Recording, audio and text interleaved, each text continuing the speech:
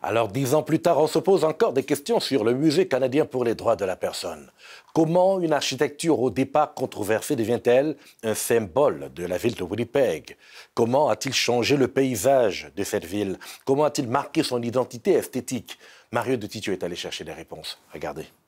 À en voir toutes les cartes postales imprimées après 2014, tous les dépliants faisant la promotion de Winnipeg et même nos billets de 10 $, ça peut être difficile parfois d'imaginer la capitale manitobaine sans son fameux musée canadien pour les droits de la personne. Le musée, son contenu, sa gestion et même parfois sa raison d'être ont souvent été critiqués par des Winnipegois à travers les années. Mais qu'on l'aime ou qu'on l'aime pas, l'architecture un peu extravagante du musée sur la ligne d'horizon de Winnipeg est devenue l'un des emblèmes de la capitale manitobaine.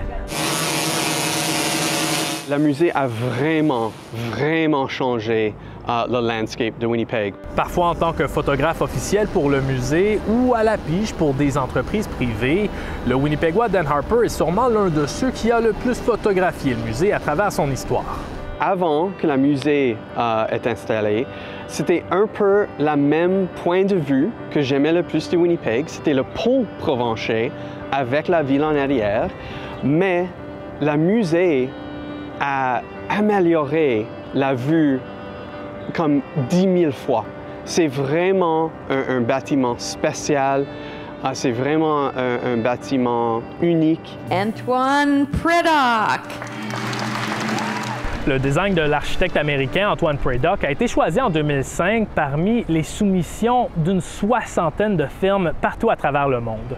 L'idée derrière l'immeuble est pleine de symbolisme. C'est une montagne au pic glacé qui pousse dans la prairie canadienne pour traverser les nuages. Ou bien, vu d'un autre œil, ce sont les ailes d'une colombe embrassant un immeuble sous un phare d'espoir lumineux, une façon de représenter l'engagement du Canada pour les droits de la personne. It's grassroots. It's Canadian. It's from this place. It's from Winnipeg. What was the reaction architecturally? I would say pretty mixed. I would say it's probably still very mixed.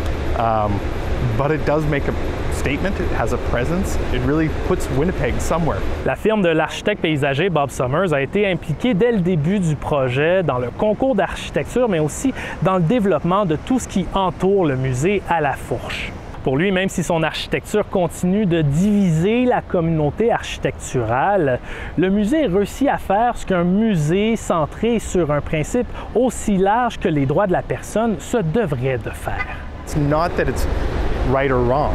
It's about the grays. It's about the conversation. There are challenges to the building. The building is there to challenge you. En plus de changer la ligne d'horizon de Winnipeg, l'arrivée du musée a aussi permis aux organismes qui font la promotion de la ville de vendre la capitale manitobaine autrement et à un public différent. Ça a changé la façon qu'on regarde à la ville. On se basait pas sur, disons, un traditional skyline shot ou une image d'horizon. On parlait de les atouts de la galerie d'art de Winnipeg, notre centre de congrès. C'était des différents. On positionnait la ville différemment. Alors, une des stratégies en développement chez Voyage Manitoba, c'est des stratégies pour les gens qui veulent être des exploreurs culturels, qui veulent vivre leurs valeurs, qui veulent être à l'apprentissage en voyageant et dont la réconciliation et les droits de la personne est une motivation pour eux. Bien, qu'il soit un symbole pour Winnipeg, un lieu de rencontre pour les cultures ou un outil pour l'industrie touristique, le musée, 10 ans plus tard, va continuer de faire parler et continue de se faire photographier.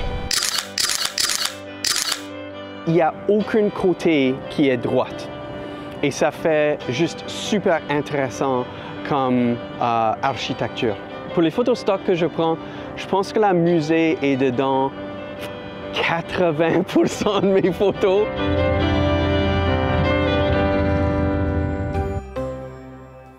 La cible est atteinte. L'inflation est passée à 2% en août dernier. Et après 2 ans d'efforts, une